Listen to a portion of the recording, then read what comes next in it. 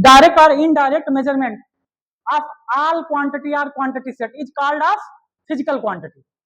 अगर हिंदी में हमको जानना हो तो हिंदी में कैसे कहेंगे कि अगर हम कोई भौतिक राशि है, उस भौतिक राशि का प्रत्यक्ष या अप्रत्यक्ष रूप से अगर हम मापन कर सकते हैं तो वो हमारा क्या कहलाता है, भौतिक राशि कहलाएगा। क्लियर है? एग्जाम्पल के तौर पे अगर हमको खुद का वेट मापन करना है तो हम वेट मशीन लाएंगे तो हमारा डायरेक्ट मेजरमेंट हो जाएगा। लेकिन अगर हमको डिस्टेंस फाइंड करना है मून एंड अर्थ, अगर हमको डिस्टेंस फाइंड करना है मून और अर्थ के बीच में, चंद्रमा और पृथ्वी के बीच का अगर हमको दूरी निकालना है, उस कंडीशंस में डिस्टेंस फाइंड करने के लिए हमको फार्मूले की आवश्यकता होगी और उस फार्मूले की सहायता से हम क्या करेंगे, हम निकाल सकते हैं कि हमारा डिस्टेंस उसके बीच का कितना हो जाएगा। ठीक,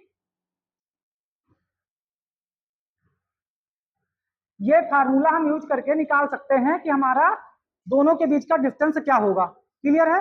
उसी तरीके से अगर हमको बहुत छोटा कोई पार्टिकल्स दिख जाए, कोई एटम्स हो, बहुत छोटा पार्टिकल जो हम अपनी आंखों से नहीं देख सकते हैं, उसका अगर मेजरमेंट करना हुआ तो उसके मेजरमेंट को भी हम क्या काम करते हैं, अवोगाड्रो एक नंबर्स होता है या अवोगाड्रो एक जो है उन्होंने एक स्टेटमेंट दिया था, एक अपना नियम दिया था, उस नियम के अकॉर्डिंग हम किसी भी पार्टिकल्स का मेजरमेंट कर सकते हैं कि हमारा पार्टिकल्स का डायमीटर कितना होता है, डायमीटर कितना होगा।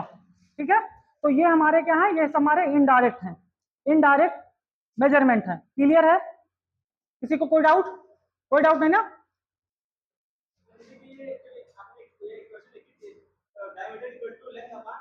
हाँ, ये हमको निकालने के लिए क्या होगा, एक मेजरमेंट होगा जो हमारी क्लास थोड़ा आगे बढ़ जाएगी तो वहां हम तुमको सिखाएंगे कि जो हमारा मून होगा और जो हमारी अर्थ होगी, इनके बीच का जो हमारा ये फेज होगा, यहां से दोनों के बीच, दोनों ध्रुवों के बीच का जो दूरी होगा वो हम लेंगे और हम इसके बाद में इसका डायमीटर मान के जो इसके बीच का एंगल होगा वो फाइंड कर लेंगे। लेकिन ये अभी हमारे आगे के क्लास में चलेगी।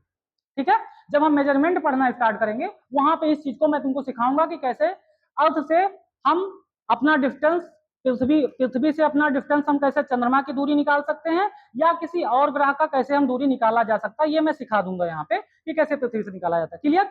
अभी भौतिक राशियां कितनी प्रकार की होती है? भौतिक राशियां 7 प्रकार की होती हैं। अब कैसे भौतिक राशियां 7 प्रकार की बनी हैं, कैसे डिसाइड किया गया है, उनके बारे में थोड़ा सा समझ लेंगे। अभी जितने हम लोगों से पहले, यानी हम लोगों के थोड़ा सा कुछ समय पहले हुआ, बात ये हो रहा था कि ये भौतिक राशियां जो है इनका मापन के लिए अलग अलग देश जो थे वो अपना अलग अलग पैटर्न बना के रखे थे। किसी देश में जो हमारा मास होता है, जो द्रव्यमान होता है, उसको किलोग्राम में नापा जा रहा था, तो कहीं ग्राम में नापा जा रहा था, तो कहीं हम इसको पाउंड में नाप रहे थे।